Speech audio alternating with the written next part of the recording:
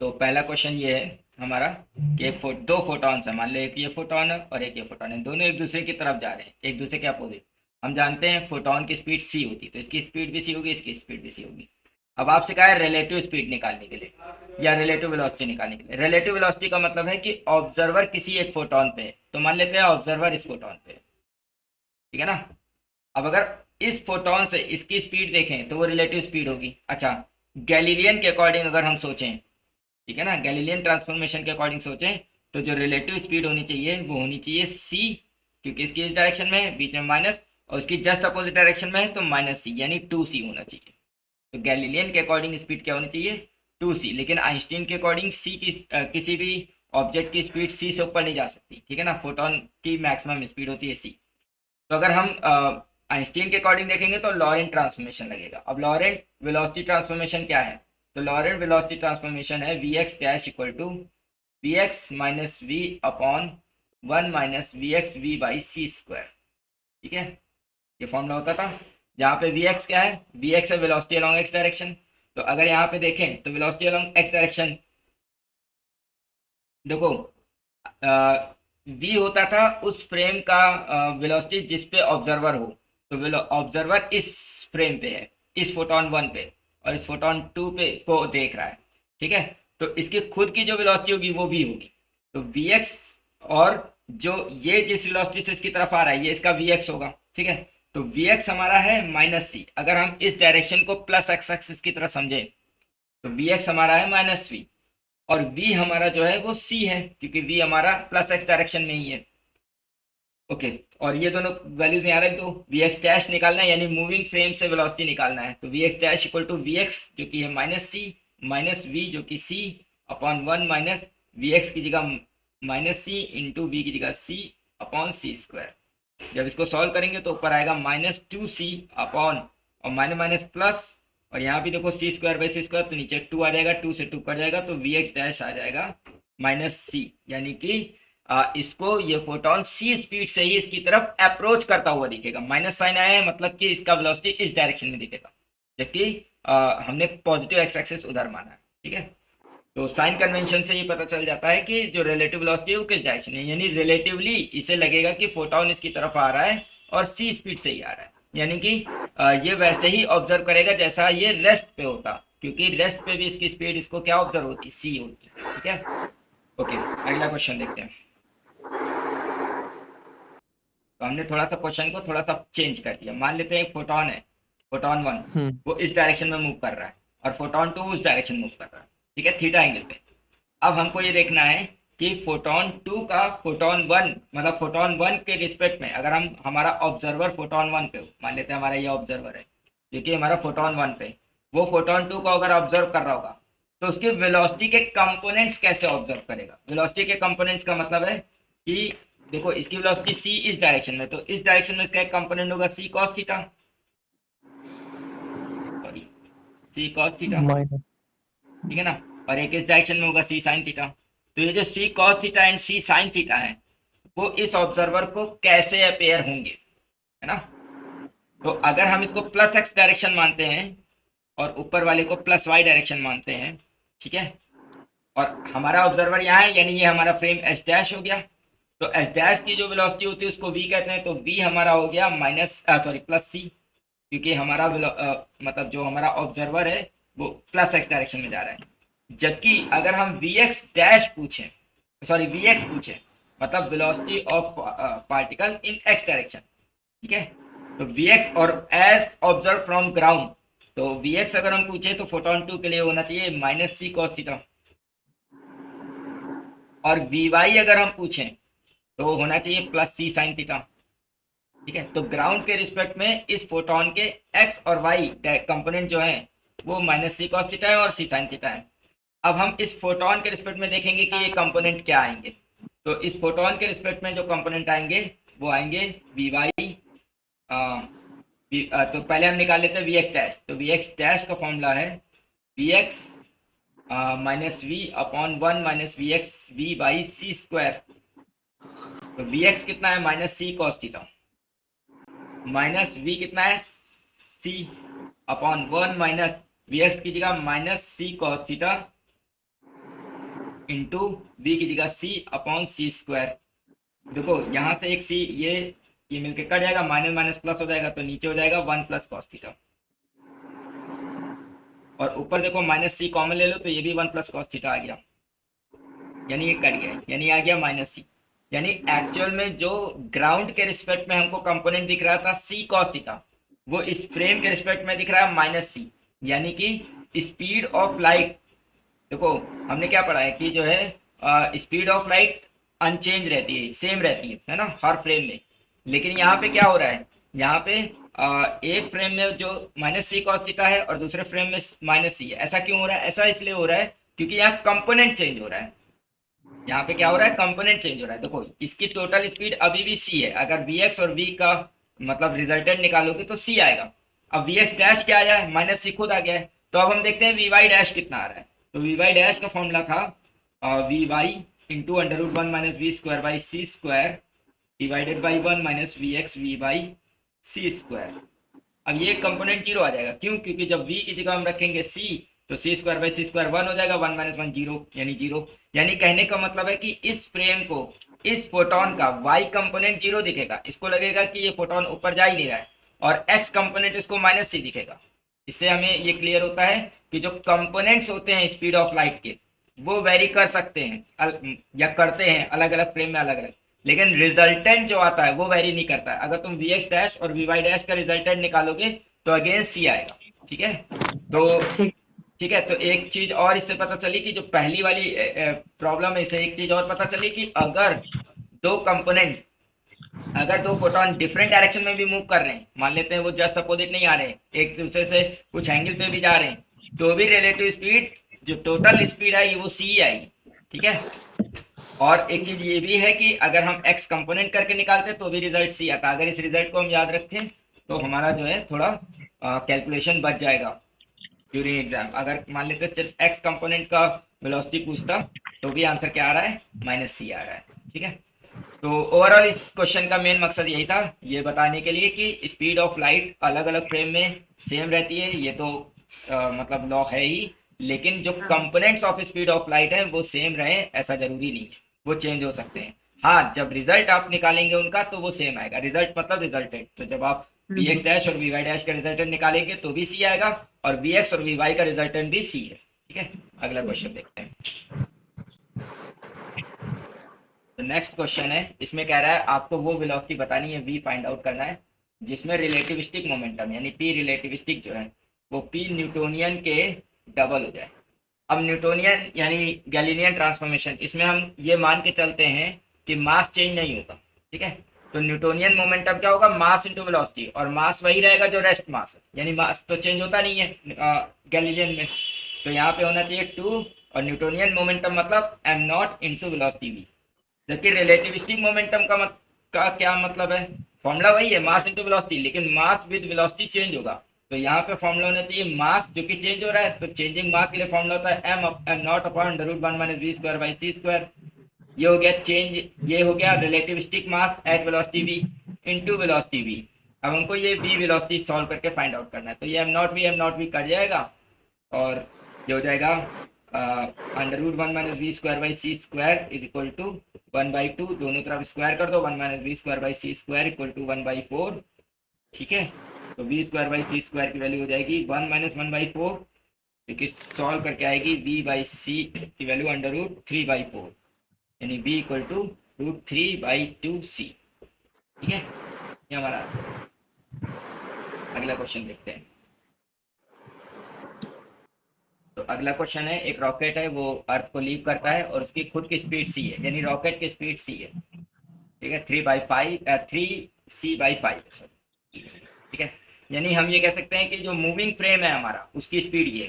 ठीक, अब एक क्लॉक है जो कि रॉकेट के अंदर है, और उसके लिए जो टाइम बीतता है वो 1 आवर है, और हमको अर्थ से टाइम बताना है कितना बीता है, ये टाइम बताना है। अब क्वेश्चन ये है कि जो अर्थ है वो हमारा रेस्ट फ्रेम है, और जो हमारा रॉकेट है वो मूविंग फ्रेम है। अब जो फॉर्मूला होता है t equal to t not upon root 1 minus v square by C square, अगर हम इसको रिकॉल करें तो टी नॉट क्या होता था? टी नॉट हमारा प्रॉपर टाइम होता था, और प्रॉपर टाइम वो टाइम होता था जो रेस्ट फ्रेम में, रेस्ट फ्रेम का मतलब क्या होता था? रेस्ट फ्रेम का मतलब ये नहीं कि जो रेस्ट में हो, नहीं, जो क्लॉक ऑब्जर्वर के रिस्पेक्ट में रेस्ट है उसका जो टाइम होगा वो प्रॉपर टाइम होगा। ठीक है, तो यहाँ पे जो 1 आवर टाइम है ये हमारा रॉकेट के रिस्पेक्ट में। अब रॉकेट में जो ऑब्जर्वर होगा उसके लिए जो क्लॉक होगी वो क्या होगी, उसके लिए रेस्ट पे होगी ना। तो रॉकेट वाले पर्सन के लिए ये जो टाइम है ये हमारा क्या हो जाएगा, प्रॉपर टाइम हो प्रॉपर। जाएगा, T0। मतलब इस प्रॉब्लम में बस आपको प्रॉपर टाइम और दूसरा टाइम, दोनों में डिफरेंस कौन प्रॉपर टाइम है बस उसी को आपको पहचानना है, बाकी कुछ नहीं। बाकी तो फॉर्मूला डायरेक्ट लगाना है, T=T0/√1/v²/c²। लेकिन T0 क्या है, प्रॉपर टाइम है। प्रॉपर टाइम का मतलब है वो टाइम जो ऑब्जर्वर के रिस्पेक्ट में जो क्लॉक रेस्ट पे है उसका टाइम। तो यहाँ पे अगर ऑब्जर्वर इसमें है तुम्हारा रॉकेट में, तो रॉकेट के लिए जो टाइम बीता है वो 1 आवर हुआ है, यानी कि उस ऑब्जर्वर के लिए रॉकेट की जो क्लॉक होगी वो रेस्ट होगी, इसीलिए वो टाइम प्रॉपर टाइम कहलाएगा। और अर्थ से जो टाइम है वो हमको निकालना है। कभी कभी कंफ्यूजन यही हो जाता है, लोग सोचते हैं कि ये हमारा रेस्ट टाइम है तो यानी कि ये टाइम बना दिया है और ये टाइम हमें निकालना है। ठीक है, यहीं पे गलती हो जाती है। तो T0 की जगह 1 रख दो, √1 - 20 की जगह तो ये रख दो 3c/5, तो ये हो जाएगा 9c²/25। सी स्क्वायर कट जाएगा, 25 - 9 16, और 25 यानी 5/4 आ जाएगा, यानी ये 1/4 आंसर आ जाएगा। अगला क्वेश्चन देखते हैं।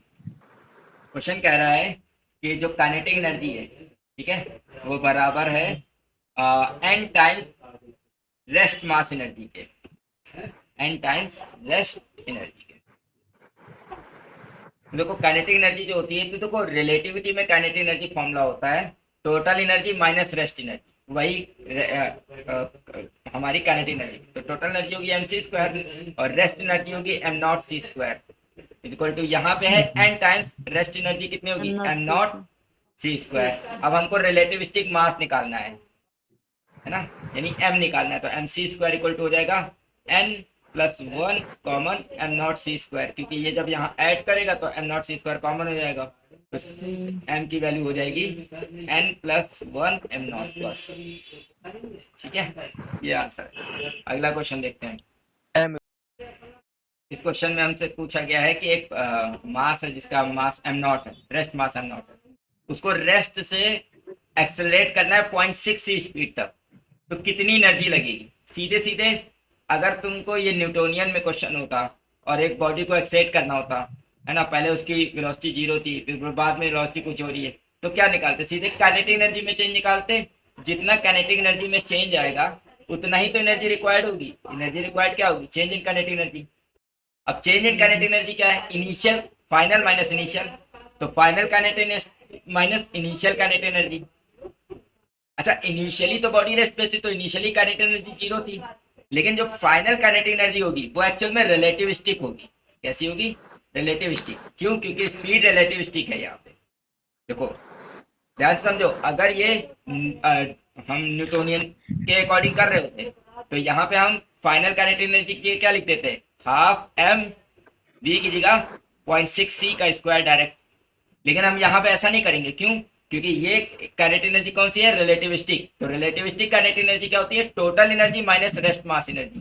तो टोटल एनर्जी कितनी होगी? mc² minus rest mass energy कितनी होगी? m0c²।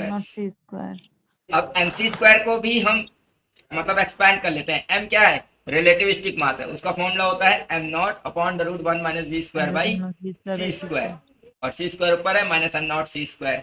अब m0c² कॉमन ले लो, ठीक है ना, और बचेगा 1/√1 - v²/c² -1। अब बस हमको v की जगह ये वैल्यू रखनी 0.6c। क्या आएगा? 1/√1 - v की जगह 0.6c का स्क्वायर रखेंगे तो 0.36c² आ जाएगा, डिवाइडेड बाई c² -1 m0c², और ये आ जाएगा। देखो 1 में से 0.36 जाता है, 0.64 बचता है, और 0.64 का रूट 0.8 आता है, ठीक है ना। और 1/0.8 क्या होगा? पॉइंट हटाओ, 0 बढ़ाओ, तो 2 5 10, 2 4 8, 5/4 है ना। और ये सॉल्व करके 1/4 यानी m0c²/4 आ जाएगा, ठीक है, क्लियर है? ओके, अगला क्वेश्चन देख लेते हैं। अच्छा, एक लास्ट क्वेश्चन है, हम ओरली बता देते हैं, ठीक है। क्वेश्चन ये है कि अगर इलेक्ट्रिक फील्ड को, ठीक है, अगर इलेक्ट्रिक फील्ड को मान लेते हैं इलेक्ट्रिक फील्ड की वैल्यू ई है एस फ्रेम में, हम्म। और एस डैश फ्रेम में, मूविंग फ्रेम में उसकी वैल्यू ई डैश है, तो हम्म। एस और तो ई और ई डैश कैसे रिलेट करेंगे, मतलब यानी कि क्वेश्चन पूछा गया है कि इलेक्ट्रिक फील्ड का ट्रांसफॉर्मेशन कैसा होना चाहिए। समझे बात कितनी आई? देखो फिर से समझ लो, मान लेते हैं एक इलेक्ट्रोमैग्नेटिक वेव है, हम क्वेश्चन को फिर से रीफ्रेम कर देते हैं। एक इलेक्ट्रोमैग्नेटिक वेव है, उसमें हम जानते हैं इलेक्ट्रोमैग्नेटिक वेव में दो कंपोनेंट होते हैं, एक इलेक्ट्रिक और एक मैग्नेटिक।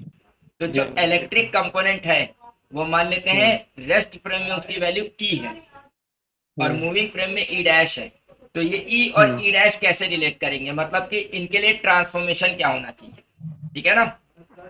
इक्वल ही होगा आई थिंक। ठीक है, तो जैसे लेंथ ट्रांसफॉर्म होती है, टाइम ट्रांसफॉर्मेशन होता है, वैसे ही इलेक्ट्रिक फील्ड का ट्रांसफॉर्मेशन कैसा होगा, ठीक है? होगा। तो आंसर जो इन्होंने दिया है वो आर पे इक्वल, डिपेंड करेगा ना। हाँ, देखो इन्होंने जो आंसर दिया है वो इक्वल ही दिया है, ठीक है? हाँ। वही तो कह रहा हूँ। रिलेट इन्होंने ये आंसर, इन्होंने मतलब इसका रीजन दिया है क्योंकि इलेक्ट्रोमैग्नेटिक वेव हमारी क्या है, एक इलेक्ट्रोमैग्नेटिक वेव हमारी एक, मतलब इस लाइट ही एक तरीके से, और उसकी स्पीड सी होती है, ठीक है?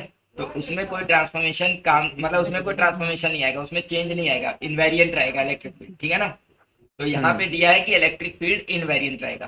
फिर भी इस डाउट को हमको क्लियर करना पड़ेगा, हम जो है डेविड जे ग्रिफिथ में देखेंगे कि इलेक्ट्रिक और मैग्नेटिक फील्ड कैसे ट्रांसफॉर्म होते हैं, क्योंकि मुझे जहां तक हाँ, याद ये आ रहा है, एमएससी में पढ़ते भी थे हाँ, ट्रांसफॉर्मेशन। ट्रांसफॉर्मेशन ई और बी का होता है, ठीक है? हो सकता है वो ई और बी हमारे इसके ना हो, क्या बोलते हैं इसको, इलेक्ट्रोमैग्नेटिक वेव के ना हो, इसलिए वहां पे जो ट्रांसफॉर्मेशन है वो दिए गए। तो एक बार क्लियर कर लेते हैं कि ई और बी में ट्रांसफॉर्मेशन कैसे होते हैं, ठीक है? फिलहाल देखिए पी, ईएम वेव एक अलग चीज हो गया। हाँ, लेकिन फिर भी इलेक्ट्रिक और फील्ड और मैग्नेटिक फील्ड भी तो होते हैं ना। और जब हम अगर हम फील्ड की बात करेंगे तो वो वहां पे अलग कंसेप्ट है। हाँ, तो ये देखना पड़ेगा मुझे, यही तो हम कह रहे हैं कि एक बार उसको तो क्लियर कर ईएम लेंगे। वेव के केस में फील्ड नहीं चेंज होगी, ठीक है। लेकिन वो पार्टिकल वाले केस में हो सकता है, क्योंकि वहां पे चार्ज अगर मान लो मूविंग, जैसे मान लो फील्ड हमारे एक स्टैटिक चार्ज की वजह से है, हम्म।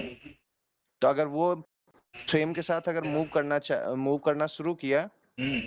तो जाहिर सी बात है कि उसमें फिर चेंजेस आने लगेंगे। दूसरे फ्रेम में, उस फ्रेम में तो कोई चेंज नहीं आएगा, लेकिन दूसरे हम्म। फ्रेम के रिस्पेक्ट में आएगा। हाँ, ठीक है। तो मतलब वो तो ठीक है, मतलब हम यही कह रहे हैं कि ई और बी में ट्रांसफॉर्मेशन अभी हमने बताया भी नहीं है कि क्या होगा, ठीक है? तो उसको नेक्स्ट हम्म। टर्म पे देखेंगे कि ई और बी में ट्रांसफॉर्मेशन कैसे होता है। मोस्ट प्रोबेबली है कि नहीं होगा। नहीं नहीं, ई और बी का ट्रांसफॉर्मेशन देखेंगे, फिर उसके बाद देखेंगे ईएम वेव में ई और बी के ट्रांसफॉर्मेशन क्यों नहीं हो रहे, मतलब पहले ई और हाँ, बी वही का आएगा तो ट्रांसफॉर्मेशन नहीं क्या है, होगा। हाँ। और फिर उससे ये। फिलहाल ये ध्यान रखना है कि ये क्वेश्चन पीजीटी में आया था, और इसमें तीन मतलब ऑप्शन में ट्रांसफॉर्मेशन दिया है और एक में नहीं दिया, तो यहाँ ट्रांसफॉर्म नहीं होता है, ईएम वेव के लिए इलेक्ट्रिक फील्ड ट्रांसफॉर्म नहीं होता है, ऐसा इन्होंने आंसर दिया है, यही है आंसर, सही मानेंगे। अगर मान लेते हैं हम लोग, मतलब हम देखेंगे अगर डेविड जे ग्रिफिथ में मान लो ट्रांसफॉर्मेशन दिया हुआ होगा, ठीक है, हम्म। और ये कंट्रडिक्शन हो गया, तो भी हमको यही आंसर याद रखना पड़ेगा, क्योंकि मतलब बाद में हम कैसे, मतलब ये लोग तो अपना वही आंसर मानते हैं ना जो हमेशा से जिसको सही मानते हैं।